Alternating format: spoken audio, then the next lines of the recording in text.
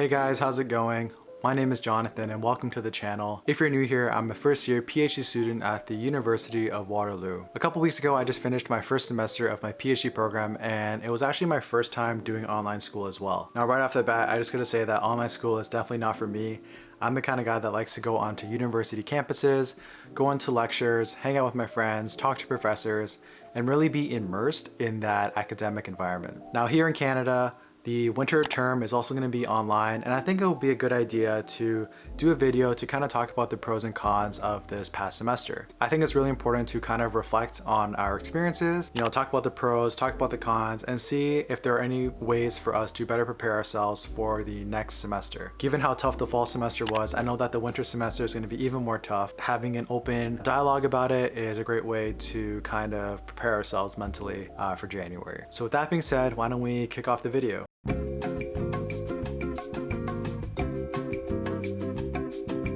Now, the first thing I'm going to talk about is money. And when it comes to university, tuition is always a huge concern for students. It seems like tuition is always going up and up year after year. And it kind of sucked that even though universities were closed for the fall semester, that tuition didn't really go down. And in fact, in some cases, it actually went up for international students.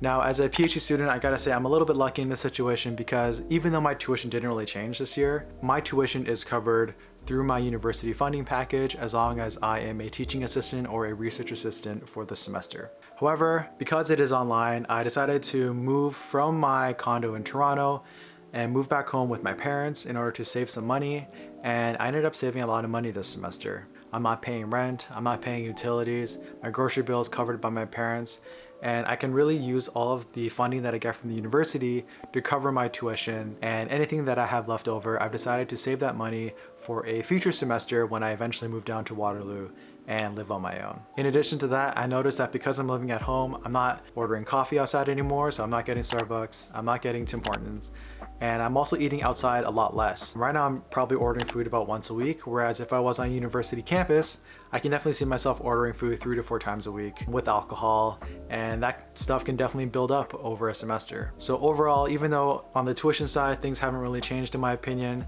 I think when it comes to our rent and our discretionary spending, if you are able to live at home, I think a lot of us probably saved quite a bit of money at the end of the semester. And I think that's something that we should always be grateful for because, as students, we're not really making that much dough.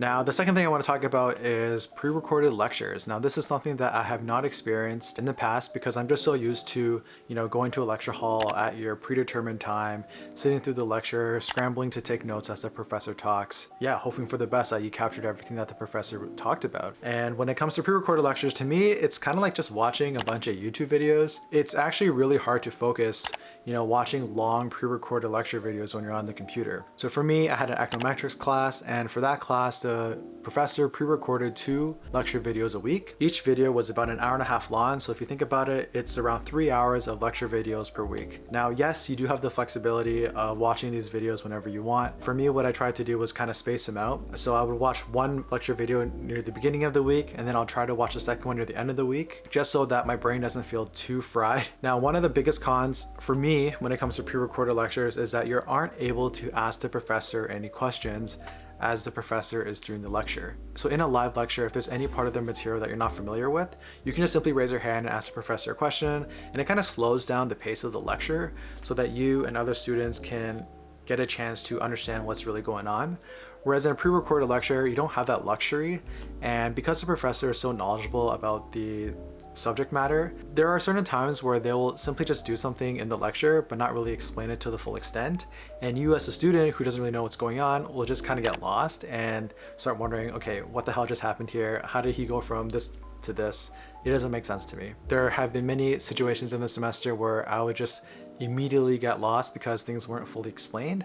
And then all you can really do at that point is to just pull back the lecture video like 10 or 20 seconds, try to rewatch that section, and hopefully your brain would, click the 6th or 7th time around. Personally, I think that was the biggest disadvantage for me. But on the other side, I think the biggest advantage of having pre-recorded lectures is that these videos are ready for you to download and you can watch them whenever you want throughout the semester.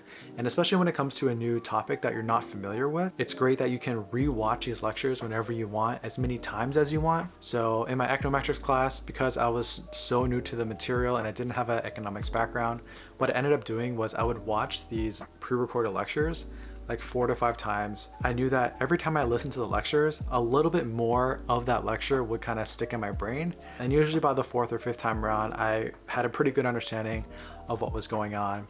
And I think that was really what got me through econometrics this semester. So I still have these videos saved on my computer in case I need to reference them back in the future. So if you get a chance, definitely download all the pre-recorded lectures that you can, save them in a file, keep them there, and whenever you need to reference back to that material, you'll have it ready for you available. So I think that was definitely a big pro when it comes to pre-recorded lectures.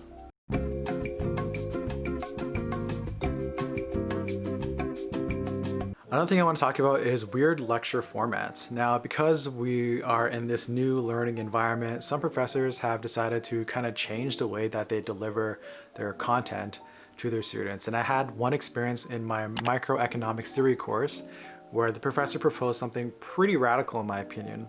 The videos that the professor posted were introductory videos to the I guess the topic unit that we were discussing. So these would be 5 to 10 minute videos, just giving a high level overall introduction of the material. And the way that the course worked was that you were responsible for posting in the discussion boards any questions that you had, and you had to make video requests from the professor on any topics that you weren't sure of. And the reasoning that the professor had was that he just felt that it was not the best use of time for him and for the students to kind of record these 1.5 hour, 2 hour long lecture videos, and that it would actually be better for students to take the initiative to document like all the questions that they had in the reading material and then post it to the discussion boards, and then the professor would make specified videos for each of those questions. Now, this is a very different format compared to, you know, just doing regular lectures. And I actually think that this was a bit of a pro in disguise, because when you're just listening to lectures, it's a very passive way of learning in my opinion. Many times your mind kind of just drifts off and you're not really focused on what's going on. Whereas in this situation, you're kind of forced to be really critical about the material that you're reading. I pretty much had a list of questions that I had every time that a new material was released, and then I would just like blast all these questions in the discussion boards, and it constantly asked for video requests. It was kind of funny because at one point I was like the only guy like sending out questions, and at first I thought, I was like, okay, is everyone else getting this material and I'm just like the idiot in the class who doesn't know what's going on? But I guess what it really shows is that you're taking initiative as a student, and you're showing to the professor that you are trying to be engaged in the material, and you're taking that extra step to ask the professor for clarifying questions. In this situation, the professor was super nice. He answered all my questions. He posted a bunch of videos just for me. And it really came down to having like a personalized tutor at the end of the day, because if you're the one asking questions and nobody else is asking questions, then pretty much all the course material is eventually going to be revolving around what you're not familiar with. So I thought that this was a really cool way for me to kind of focus on areas that I wasn't strong at. And then the professor would give me pretty much direct one-on-one tutoring. And this was a great way for me to kind of stand out from the other students who weren't posting on the discussion boards, which I think is a great way for you to, you know, kind of develop that one-on-one relationship with the professor. So overall, even though this lecture format was completely weird and I thought it was really stupid at first, to be honest, I thought the professor was just being lazy because he didn't want to do videos. At the end of the day, I think putting that responsibility on the student to request for videos what really helped me develop a better understanding of microeconomics and overall develop a better relationship with the professor.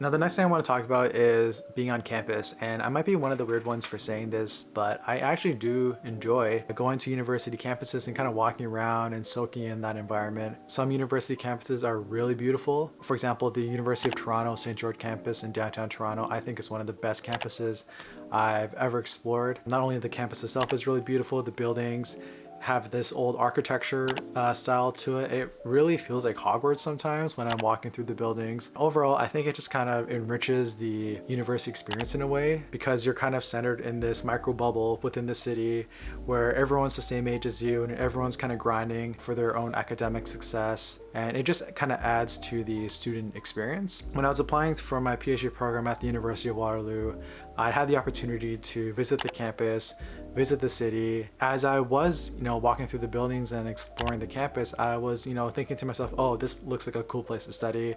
Oh, that building looks really cool. I wonder what's inside that building. Oh, that coffee shop looks really nice. Maybe I can spend some weekends there studying, or things like that. And just kind of like thinking of different places that I wanted to check out and explore. I think that is what makes university life fun, exploring new places, finding new studying spots and things like that. So it's definitely, sad that the campus is closed and you can't go on campus to kind of do that exploring that as a new student you get to do when you first join a university. So hopefully in September, when the vaccines are rolled out and the university campus opens up again, I can have that experience in my second year as a PhD student.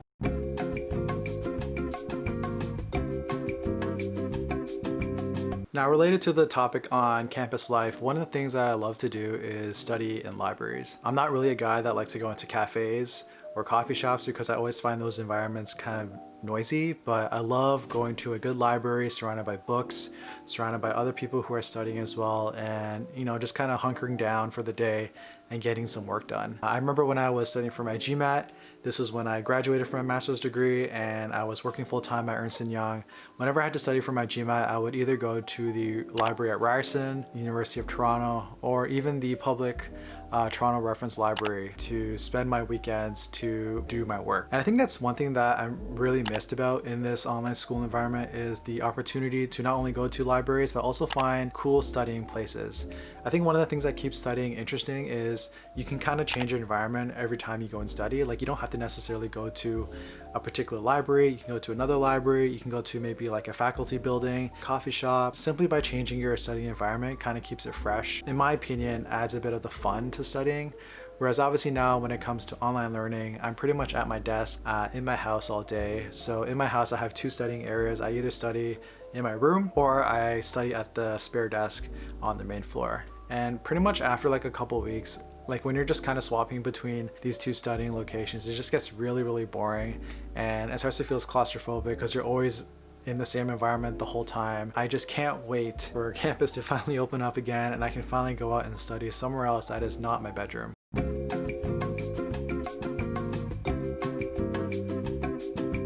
Now, the next thing I want to talk about is office hours, and I think I finally understand how important office hours are for your development as a student. Now, when I was in my undergraduate and master's class, I never went to office hours before.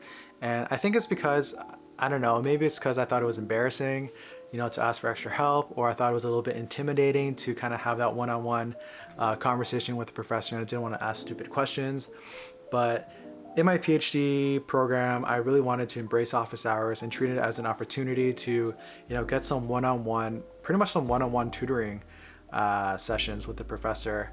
And I thought it would be a great way for me to just clarify any questions I had about the material and then also stand out from the rest of the other students. So for my microeconomics theory class and my econometrics class, I did go to office hours pretty frequently.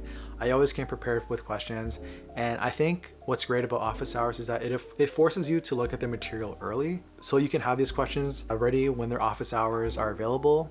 And these office hours are pretty empty. Like not a lot of students really go there. So you really do have like an hour of one-on-one tutoring with the professor. So I would ask them a lot about the material that we covered that week that I wasn't sure of. Whenever we had assignments, I would ask the professors, am I doing this right? Is this the right direction? And the professors that I had this semester were super helpful, especially when it came to the assignments. It definitely helped point me in the right direction. And I think at the end of the day, professors really want you to succeed. They are willing to help students who are engaging in the material and putting in the work.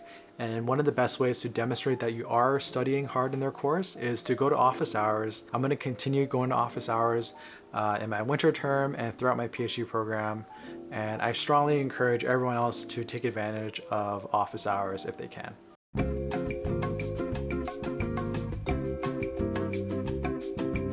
Hey guys, when I was editing the footage, I realized that I didn't film an outro clip, so I'm gonna do it really quick right now.